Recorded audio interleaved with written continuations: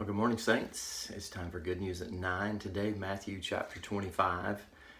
In Matthew chapter 25, we learned that there are those who are wise and those who are foolish. We think about categories of people, and in our culture today, there's a lot of talk about categories of people.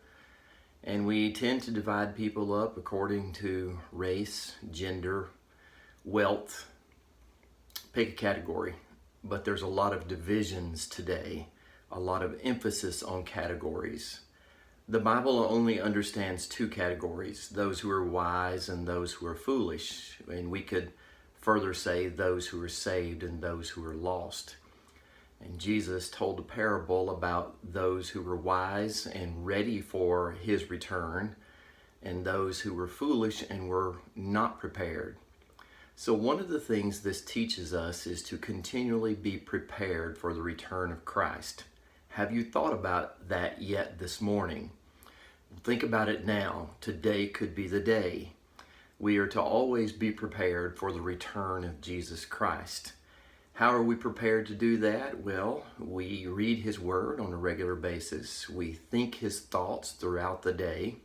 We have a meditative spirit. Paul would have said it this way: we pray without ceasing. Prayer meaning not so much being on our knees and offering requests to God as just having a walking around conversation with God at all times. Being in continual communion with him, understanding that he is with us always, and if he is with us, we are with him. So a wise person recognizes that, and a wise person cultivates that communion, not just through talking or sharing requests, but through listening. So let's do this. Let's do our best to be wise. Read the word, pray, meditate, have that continual conversation, and when it's appropriate, have that conversation with others, especially those who may be foolish. In other words, those who are lost, who do not know Christ. We have the good news, and wise people share the good news with those who are unwise and haven't yet heard the good news, or maybe have rejected the good news.